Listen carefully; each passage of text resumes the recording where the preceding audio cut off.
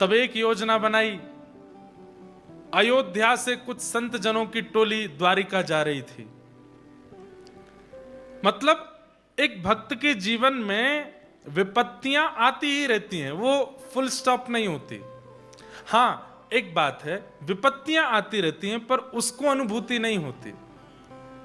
फिर जीवन में चाहे जितनी भी दुविधाएं आवें, आपके जीवन में दुविधा आवेंगी पर आपको ज्यादा उसका प्रभाव अनुभव नहीं होगा।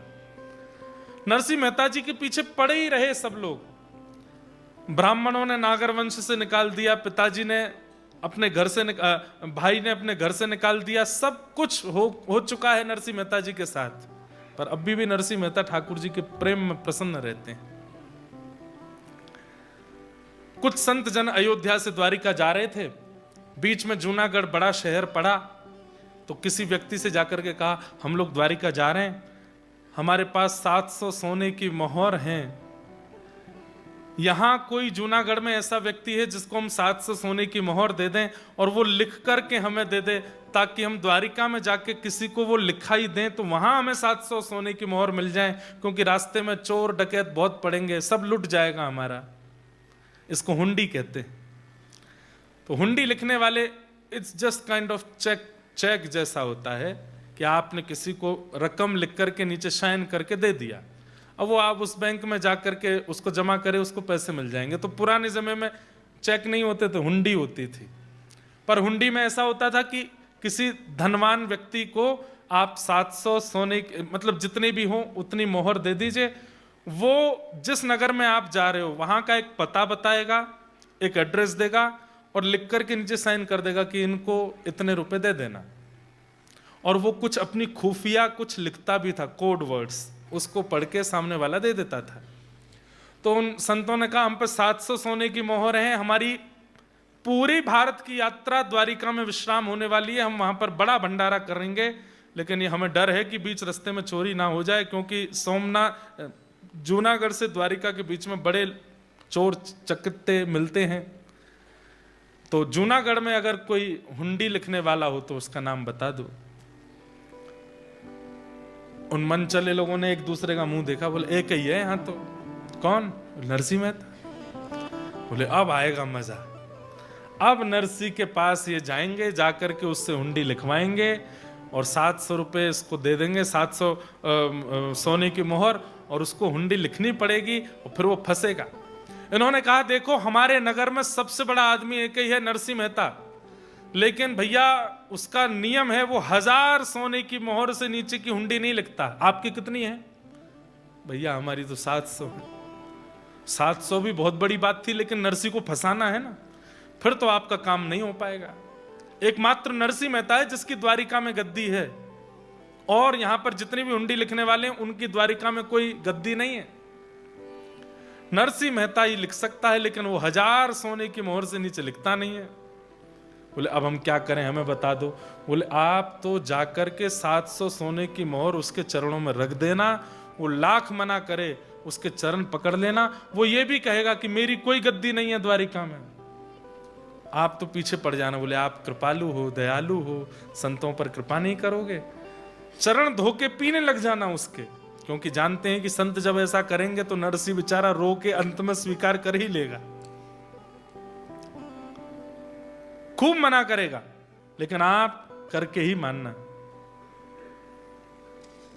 आहा, श्री प्रियादास जी, उन्होंने भक्ति रस बोधनी टीका में बहुत सुंदर वर्णन किया।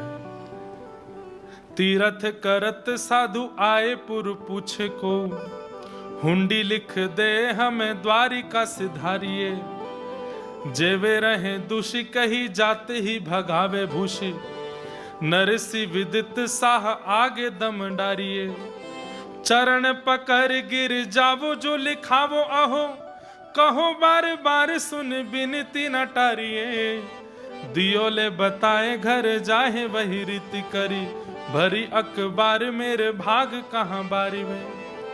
ये नाभा जी ने भक्तमाल जी की रचना की, उसमें उन्होंने छप्पे लिखा, उस छप्पे का विस्तार फिर श्री राधा रमणीय परंपरा में दीक्षित श्री प्रियादास जी ने टीका लिखी, भक्ति रस बोधनी टीका। उन्होंने इस प्रकार से भक्तों के चरित्र को विस्तार किया है। बहुत सुंदर है। ये भी इतने शब्दों में पूरी बात बता दी। बोले आप तो जाइए नरसिंह के चरणों में गिर जाइए। नरसिंह मेहता का घर भवन तो बड़ा बना ही हुआ था। जैसे ये साधु महात्मा गए घर देख करके और नरसिंह मेहता को देख करके बड़े प्रसन्न हुए। नरसिंह मेहता का स्वरूप था कि संतों को देखते ही चरण धोने भागते थे। चरण धोए,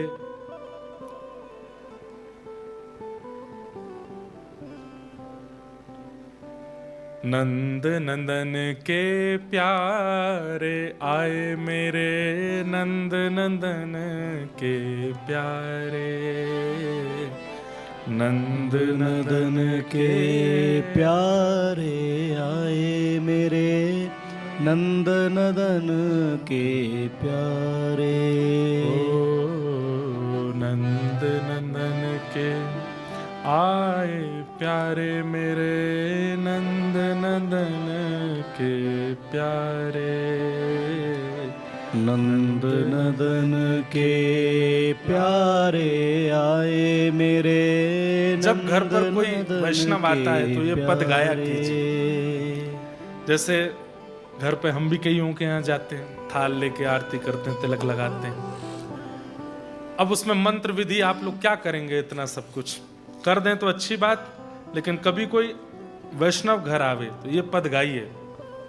नंद नंदन के प्यारे आए मेरे, नंद नंदन के प्यारे, नंद नंदन के प्यारे आए मेरे, नंद नंदन के प्यारे।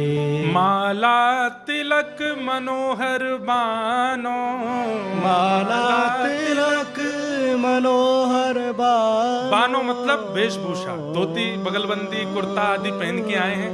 कैसे हैं नंद नंदन के प्यारे? बोले तिलक लगाया है, माला गले में पहनी है और सुंदर धोती आदि पहन के आए हैं।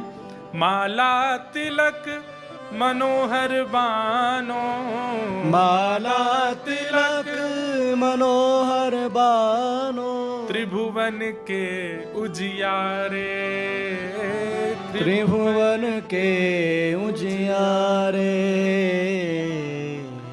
हृदय के मध्य विराजत श्री, हृदय के मध्य विराजत श्री, वृंदावन के दुलारे। वृंदावन मतलब ठाकुर जी के दुलारे, इनके हृदय के मध्य में वृंदावन दुलारे श्री कृष्ण विराजमान है। नंद नंदन के प्यारे आए मेरे, नंद नंदन के प्यारे, नंद नंदन के प्यारे आए मेरे, नंद नंदन के प्यारे। अंत में परमानंद करत न्योछावर, परमानंद करत न्योछावर, परमानंद करत न्योछावर, परमानंद करत न्योछावर। वारी वारी हो बारे, हो बार बार हो बारे। नंद नंदन के प्यारे आए मेरे, नंद नंदन के प्यारे। ओ नंद नंदन के प्यारे आए मेरे, नंद नंदन के प्यारे। नरसिंह मेहता जी तो रोने लगे, उनके चरण धोने लगे। आहा, नंद नंदन के प्यारे मेरे घर आए हैं। जबकि रोज ही आते हैं, लेकिन हर बार भी उनका उत्साह कम नहीं होता। जैसे रोज किसी के घर संत आते हो तो निश्चित होगा कि 3-4 संतों के बाद में अब इच्छा कम होने लग जाएगी, उतना उत्साह नहीं रहेगा। पर नरसिंह मेहता तो हर दिन उसी उत्साह में रहते हैं, जैसे मानो पहली बार कोई उनके घर आया हो। खूब तिलक माला इत्यादि लगा करके चरण धो करके खूब सुंदर किया। तो आपस में वो सब संत क्या कानाफूसी करने लगे। बोले इनको किसी ने बता दिया है कि हम हुंडी लिखवाने आए हैं, इसीलिए हमारे पाँव वाँव धो के हमको मना रहे हैं कि हुंडी न लिखवाऊं। इनको पता चल गया है कि हम हुंडी लिखवाने आए हैं। तुरंत उन संतों ने उल्टे नरसिंह मेहता के पैर पकड़े, बोले नरसिंह जी हमारी एक समस्या का समाधान करो। अरे अरे अरे आप मेरे चरण क्यों पकड़, क्या बात है? बोले हमें पता है द्वारिका में आपकी गद्दी है, आप हमारी हुंडी लिख दो। हुंडी? और मैं सुबह भोजन कर लूं तो शाम का ठिकाना नहीं रहता, रात को भोजन कर लें तो अगले दिन का, मैं हुंडी लिखूंगा आपकी और मेरी गद्दी द्वारिका में? किसने बहका दिया आपको? बोले हमें सब पता है, ये सब बात आप बोलोगे ये भी हमें पता है। हमें बता दिया गया था कि वो कितना भी मना करें चरणों में, हमें पता है आप 1000 सोने की मोहर से नीचे हुंडी नहीं लिखते, पर हम गरीब, हम संत जन हैं, हमारा तीर्थ यात्रा पूरी द्वारिका में होगी, वहां हमें भोजन प्रसादी करना है, बीच में कोई धन लूट लेगा हमारा, ये 700 सोने की मोहर है, हमें पता है हम आपके योग्य, 1000 हुंडी, 1000 सोने की मोहर नहीं 700 है, लिख दीजिए ना। नरसिंह बोले पर मेरी कोई गद्दी नहीं है द्वारिका में, मैं किसकी सौगंध खा के बताऊं? बोले हमें यह भी बताया था कि वो सौगंध खाने को तैयार हो जाएगा, पर फिर भी उसी से ही हुंडी लिखवाना। नरसिंह जी जानते तो थे कि जूनागढ़ के लोग कुछ ज्यादा ही प्यार करते हैं मुझसे। जब वे संत रोने लगे तो नरसिंह जी से सहा नहीं गया। हे द्वारिकाधीश, मेरा द्वारिका में कोई गद्दी नहीं, आप ही हो मेरे तो, और तो कोई है नहीं। ठीक है लाइए 700 सोने की मोहर, पर मेरा एक नियम है। आपको किसी ने कहा कि मैं हुंडी लिखता हूं? बोला हाँ, मेरा नियम है कि मैं हुंडी के पैसे लेके पहले उन्हें खर्च करता हूं, ये मेरा नियम है। संत जन बोले ये कौन सा नियम है? बोले देख लीजिए एक बार। 700 सोने की मोहर लेकर के उन संतों को घर में ही रखा और महाराज चून का नौता, मतलब जूनागढ़ के आसपास के संतों को निमंत्रित कर दिया कि सब लोग आकर के मेरे घर प्रसाद पाओ। 700 सोने की मोहर से कम नहीं तो 5-10 हजार साधु महात्माओं का प्रसाद करा दिया नरसिंह मेहता ने, और उन संतों से ही परोसवाया।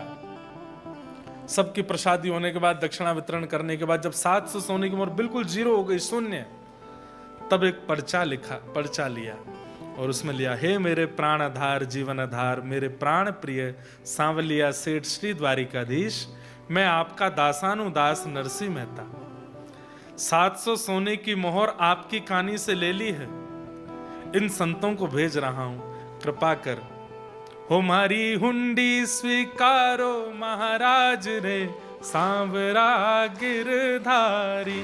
मारी हुंडी स्वीकारो महाराज रे सांवरा गिरधारी। हमें गुजराती ज्यादा आती नहीं है, जितनी आवे सुन लीजिए। हे मारी हुंडी स्वीकारो महाराज रे सांवरा गिरधारी। ओ मारी हुंडी स्वीकारो महाराज रे सांवरा गिरधारी। मारी हुंडी स्वीकारो महाराज रे सांवरा गिरधारी। ओ मारी हुंडी स्वीकारो महाराज रे सांवरा गिरधारी। सांवरा गिरधारी। सांवरा गिरधारी। सांवरा गिरधारी। ओ सांवरा गिरधारी। माने एक छे थारो आधार रे सांवरा गिरधारी। ओ मारो एक छे थारो आधार रे सांवरा गिरधारी। ओ माने एक छे थारो आधार रे सांवरा गिरधारी। ओ मारो एक छे थारो आधार रे सांवरा गिरधारी। हे मारी हुंडी स्वीकारो महाराज रे सांवरा गिरधारी। ओ मारी हुंडी स्वीकारो महाराज रे सांवरा गिरधारी। नरसिंह मेहता लिख रहे हैं, नाथ मैंने 700 सोने की मोहर लेकर के संतों की प्रसादी कर दी है। क्यों?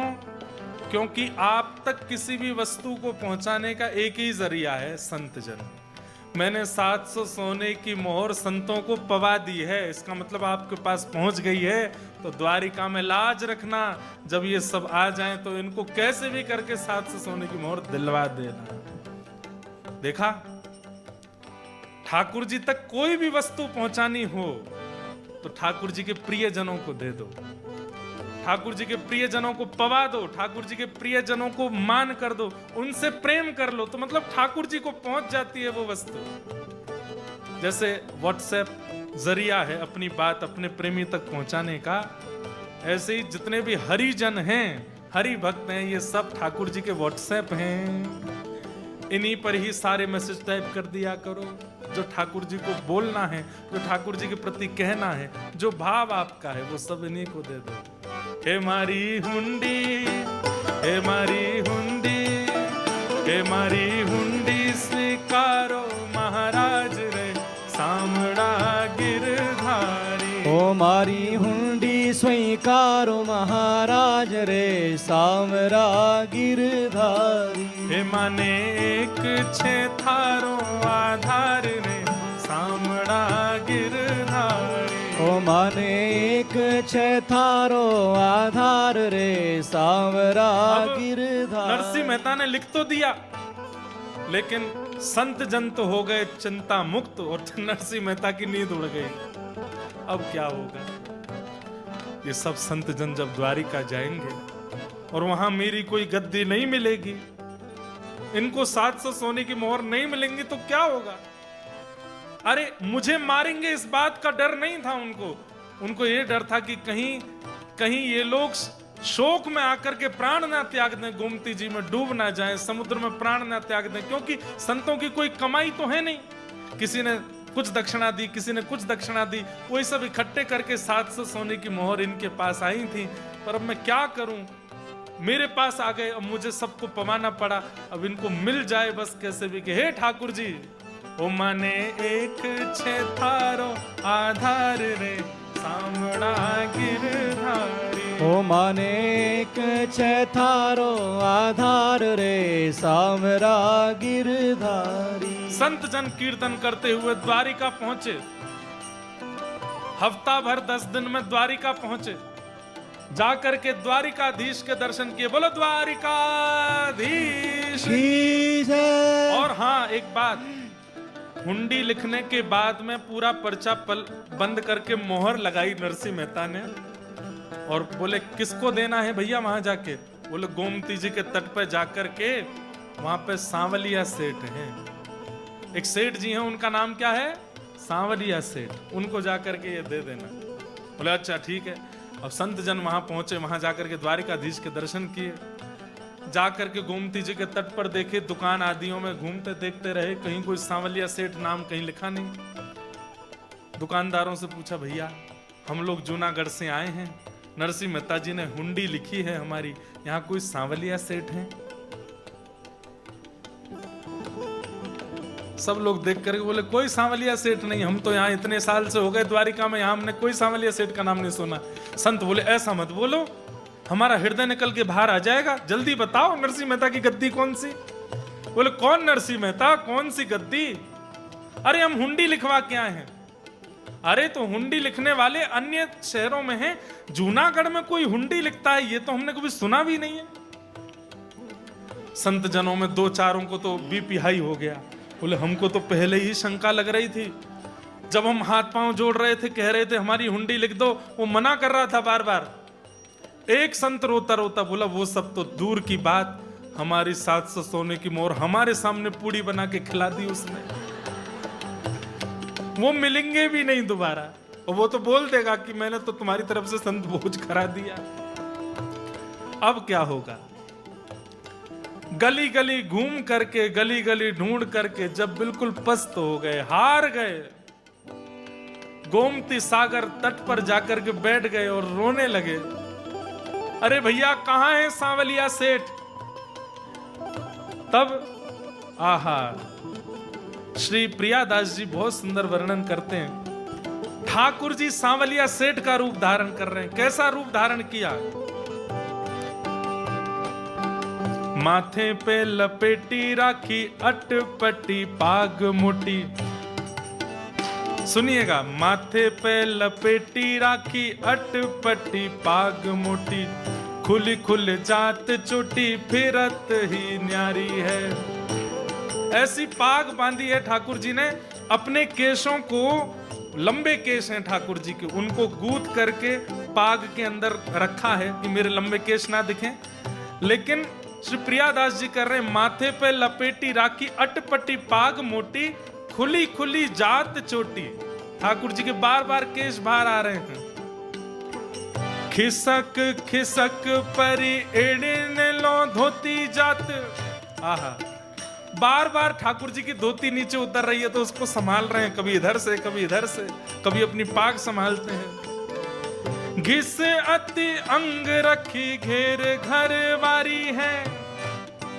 सुंदर अंग रखा पहना है, बिल्कुल सेठ जैसे बने हैं।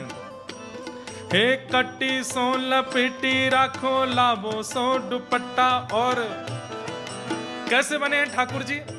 एक सुंदर धोती पहनी है, ऊपर अंग रखा पहना है, जैसे हमने ये पहनी है बगल बंदी। ऐसे ही ये 2 तनी की जगह जब यहाँ 6-7 तनी हो जाए तो अंग रखा हो जाता है। अंग रखा नीचे घेरदार होता है, जैसे माताएं पहनती हैं ऐसे घेरदार अंग रखा है, नीचे धोती है। यहाँ पर एक पटका कंधे पर है और दूसरा पटका हाथ पर है।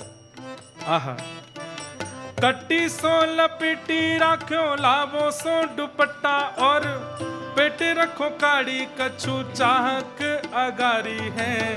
कान पे कमल वही बगल दबाए साह। एक कान के ऊपर कमल पुष्प रखा है और कुछ कमल के पुष्प बगल में, जैसे सेठ होते हैं अदा में रहते हैं, कुछ कमल के पुष्प ऐसे दबा करके, कान पे कमल वही बगल दबाए साह। कांधे धरी धम से सुथेली आने डाल, मारी हुंडी स्वीकारो महाराज रे सामना गिरधारी। ओ मारी हुंडी स्वीकारो महाराज रे सांवरा गिरधारी। हे मारी हुंडी स्वीकारो महाराज रे सामना गिरधारी। ओ मारी हुंडी स्वीकारो महाराज रे सांवरा गिरधारी। हे माने छे थारो आधार रे सामना गिरधारी। हे मारो एक छे थारो आधार रे सांवरा गिरधारी। इतने में ही बैंत समझते हैं आप लोग? एक छड़ी होती है, बड़ी स्टाइलिश छड़ी, बूढ़े बड़े लोग कभी कभी लेके चलते हैं। बैंत खटकाते हुए, अपनी जूतियों की खनक करते हुए, इत्र की सुगंधी कमल घुमाते हुए, सिर पर पाग पहनी है, बीच बीच से उनके घुंघराले केश बाहर आ जाते हैं तो उनको भीतर करते हैं। यहाँ कमल लगाए हुए कमल नैन ठाकुर जी, और हल्ला करते हुए, अरे कोई जूनागढ़ हमारे सेठ नरसिंह मेहता के यहाँ से हुंडी लिखवा के आया है क्या? अरे सांवरिया सेठ हम ही हैं, आइए हमसे मिलिए। जैसे ही सांवरिया सेठ आवाज सुनी संतों के तो जैसे मानो जान में जान आई। बोल कहाँ है कहाँ है कहाँ है? तभी देखा अंधेरे में से श्वेत वस्त्र पहने हुए साक्षात द्वारिकाधीश सांवरिया सेठ बन करके आए हैं। बोलो द्वारिकाधीश की जय, बोलो सांवरिया सेठ की जय। ठाकुर जी आ गए। संत जन पहले तो भैया देखते ही रह गए, क्या सुंदर छवि, कैसे नेत्र, कैसे गाल, कैसी नासिका, कैसी मुस्कान। अरे महाराज आप लोग ही आए हैं क्या जूनागढ़ से? बोले हाँ हम ही आए हैं, 700 सोने की मोहर की हुंडी लिखवाई, जल्दी दीजिए, पत्र कहाँ है? पत्र देख करके पहले तो ठाकुर जी ने सिर से लगाया, ओहो आप लोग कितने भाग्यशाली, हमारे सेठ जी से मिलके आए हो। आपस में संत जन जो गालियां दे रहे थे उनको, नरसिंह मेहता को, उनको कोई समझाने, देखा सच्चा है वो, इतना सुंदर, उसका नौकर है ये ये उसका नौकर है। देखो उसका पत्र देख के माथे से लगा रहा है। पत्र खोल करके जैसे ही पढ़ने लगे ठाकुर जी के नेत्रों से अश्रु गिरने लगे। कितना सुंदर पत्र लिखा है। महाराज आपकी 700 सोने की मोहर बिल्कुल तैयार हैं, बल्कि हमारे सेठ जी ने हुंडी में लिखा है 700 से अधिक भी अगर आपका खर्चा हो तो वो भी मैं वहन करूंगा। सेठ जी की बड़ी कृपा है। तो एक ने पूछ लिया, बोले ये जो जूनागढ़ वाले नरसिंह मेहता इनका कारोबार क्या है, इतनी बड़ी इनकी। बोले कारोबार तो हमको पता नहीं, हम तो छोटे मोटे उनके नौकर, हमको वो बताते नहीं है। पर इतना मैं बता सकता हूं कि द्वारिका की गद्दी उनकी समस्त गुजरात की गद्दियों में सबसे छोटी गद्दी है, इससे बड़ी बड़ी गद्दियां हैं उनकी। वो तो बहुत बड़े सेठ हैं भैया, हमें तो उनके दर्शन ही नहीं मिल पाते हैं। आप लोग, मैं आपके चरण छू लूं जरा। ठाकुर जी चरण छू रहे। संतों को पहले लेकर के गए ठाकुर जी अपने भवन में, रुक्मणी आदि भी सब रूप बदल के वो सेठानी बन के खड़ी हैं। पवाओ संतों को प्रसाद पवाओ। सोने की थाली में महाराज दे करके संत जन कहें ये तो नौकर है, इसके यहाँ सोने की थाली है, इसकी सेठानियां तो देखो कैसा सुंदर। भैया नरसिंह मेहता क्या अद्भुत आदमी है वास्तव में। ठाकुर जी ने इतना चकाचक उनका आनंद कराया। 700 सोने की मोहरों से जो संत भोज करना था तीर्थ यात्रा की पूर्णता पर, ठाकुर जी ने स्वयं उन संतों की इससे बड़ी तीर्थ यात्रा की पूर्णता क्या होगी कि ठाकुर जी स्वयं परोस रहे हैं पंगत में, सब संतों को परोस करके, सबको दक्षिणा दे करके। अरे कम से कम 7000 सोने मोहर इतने का सब हुआ खर्चा, और सब ठाकुर जी ने वहन किया। संतों ने कहा अब हमारा वापस जाने का समय आया है, आप हमें जाने दीजिए। तो ठाकुर जी बोले हमारे सेठ जी के लिए मैं भी एक पत्र लिख दूं। और ठाकुर जी ने विपरीत पत्र लिखा, और पत्र में नरसिंह मेहता जी को अपना प्राण कह करके कहा, मेरे प्राण प्रिय नरसिंह, दुनिया ने मुझे चितचोर कहा, दुनिया ने मुझे चोर अग्रगण्य कहा, पर तुमने मुझे सेठ कह करके बुलाया है, तुमने मुझे सांवरिया सेठ बना दिया। मैं तुमसे मिलने के लिए बहुत तड़प रहा हूं, जल्दी मेरे पास आना, तुम्हारा दास सांवरिया सेठ। और लिख करके ठाकुर जी ने मोहर लगा करके दे दी। संतों को क्या पता कि ये भक्त भगवान की वार्ता, उनको तो लगा ये नौकर और स्वामी हैं। वहां लौट करके संत जन जैसी गए, नरसिंह मेहता ने दूर से देखा। नरसिंह मेहता पत्नी से बोले बोरिया बिस्तर मांगो, भगो यहां से, ये मारने आ रहे हैं हमको। वे तो नाचते गाते हुए आ रहे थे। नरसिंह मेहता ने जैसे ही देखा, भगवान मुझे क्षमा कर दीजिए, आप कुछ कहें उससे पहले मैं ही क्षमा मांग लेता हूं। बोले क्षमा, हृदय से लगो हमारे। अरे भैया तुम्हारा नौकर कितना सुंदर था, वो सांवरिया सेठ कितना बढ़िया, उसके घर उसकी सेठानियों, हम संत जन हम तो बिल्कुल मर्यादा में रहते हैं, बिल्कुल, पर उसकी सेठानियां भी इतने शिष्टाचार से, इतने व्यवहार से सब पवा रही थी। आप सब क्या कह रहे हैं? बोले हाँ, उन्होंने पत्र दिया। पत्र खोल करके जैसे ही नरसिंह मेहता ने देखा, नेत्र सजल हो गए। मेरी हुंडी स्वीकार ली है किसने? सांवरा गिरधारी। नरसिंह मेहता जी तो नाचने लगे, आनंदित हो गए, प्रसन्न हो गए, उन संतों के साथ नाचने लगे। अब मैं क्या सत्य बताऊं आपको कि आप किससे मिलकर के आए? अरे भैया वो नौकर नहीं है, वो सबके स्वामी है, साक्षात द्वारिकाधीश आए थे। मेरी कोई हुंडी नहीं है वहां पर, मेरी कोई गद्दी नहीं है, मेरा कोई नौकर नहीं है। मैंने आपके उस पत्र में द्वारिकाधीश से प्रार्थना की थी कि आप ही लाज बचाइए, वही आए। और सब सत्य नरसिंह मेहता ने बताया। संत जन धन धन्य हो गए। बोले हमने तो, इससे बड़ी तीर्थ यात्रा का समापन क्या होगा कि प्रत्यक्ष ठाकुर जी का दर्शन हमको, नरसिंह मेहता तुम्हारी वजह से हो गया। नरसिंह मेहता जी ने कहा अब आप लोग भी यहीं रुक जाओ, हमारे भवन में ही रहो हमारे साथ, और उनको भी वहीं रोक लिया। ऐसे नरसिंह मेहता अपनी पत्नी के साथ खूब सुंदर ठाकुर जी की सेवा में लगे हैं। आई एम वेरी सॉरी, आज थोड़ा टाइम ज्यादा लिया है आप लोगों का, पर कल एक दिन की कथा और बची है। कल हम लोग आगे के प्रसंग सुनेंगे। नरसिंह मेहता जी की बेटी का ब्याह हो गया अंजार में, गुजरात के कच्छ में अंजार एक स्थान है, वहां उनकी बेटी का ब्याह हुआ, पर गौना नहीं हुआ था। अब इसके आगे का जो प्रसंग है वो हम लोग कल सुनेंगे, और कैसे ठाकुर जी उनकी पुत्री के लिए भात भरने गए, आदि आदि भावों को हम लोग कल सुनाएंगे।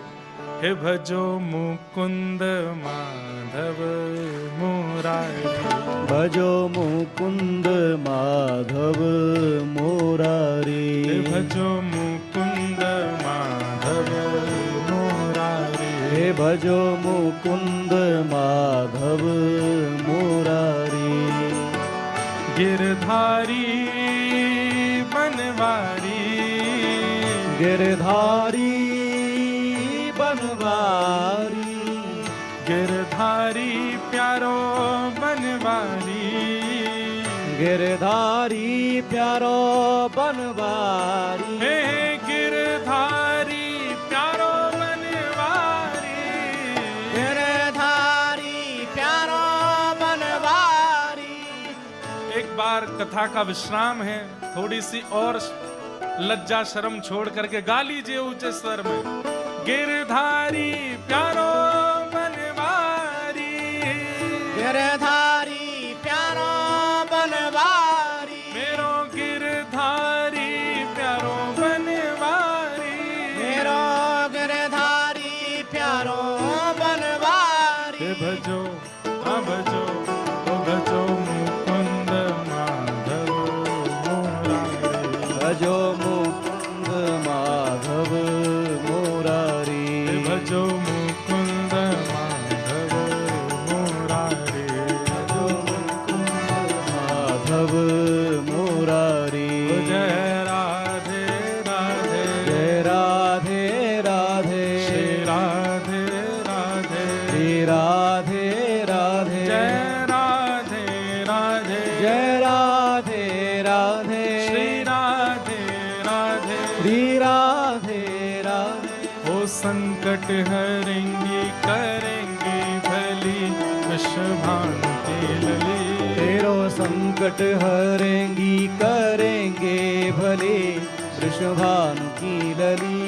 ओ बरसाने वारी तू मेरी सहाय, बरसाने वारी तू मेरी सहाय, बरसाने वारी तू मेरी सहाय, बरसाने वारी तू मेरी सहाय। दीन दुखिन को निज दर्श कराए, दीन दुखिन को निज दर्श कराए। मोकु भी जानो तुम दीन दुखी वृषभानु की लली, ओ मोको भी जानो तुम दीन दुखी वृषभानु की लली। ओ तेरो संकट हरेंगी करेंगी भली वृषभानु की लली, तेरो संकट हरेंगी करेंगी भले वृषभानु की लली।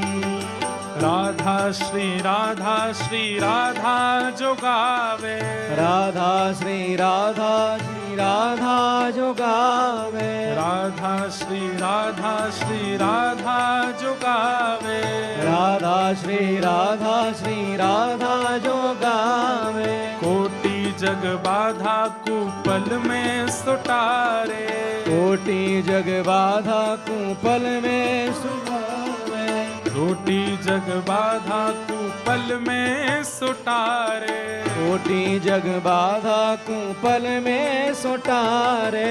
दुष्टों के दल में मची खलबली वृषभानु की लली, दुष्टों के दल में मची खलबली वृषभानु की ओ लली। तेरो संकट हरेंगी करेंगी भली वृषभानु की लली, तेरो संकट हरेंगी करेंगी भले वृषभानु की लली।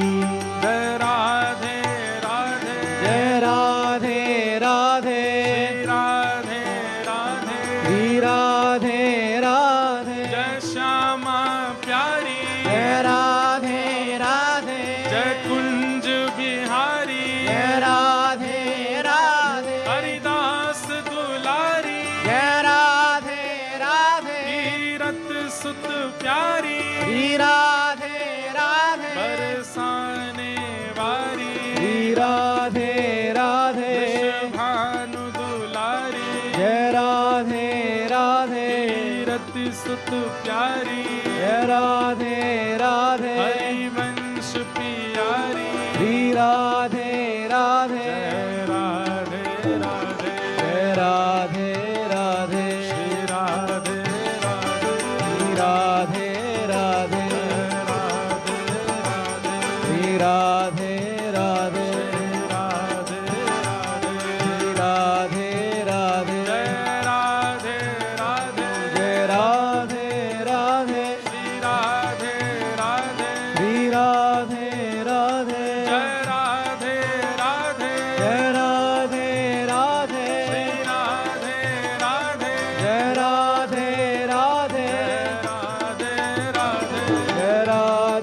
राधे राधे राधे जय राधे राधे श्री राधे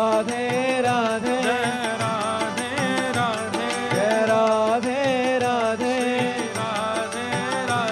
श्री राधे राधे राधे राधे जय राधे राधे राधे राधे श्री राधे राधे जय जय राधे राधे श्री राधे राधे श्री राधे श्री राधे श्री राधे बोलो राजा रण छोड़ राय भगवान की जय द्वारिकाधीश की की जय सांवलिया सेठ की की जय आज के आनंद की की जय भक्तराज नरसिंह मेहता की जय जय जय श्री श्री नमः राधे पार्वती पतये हर हर महादेव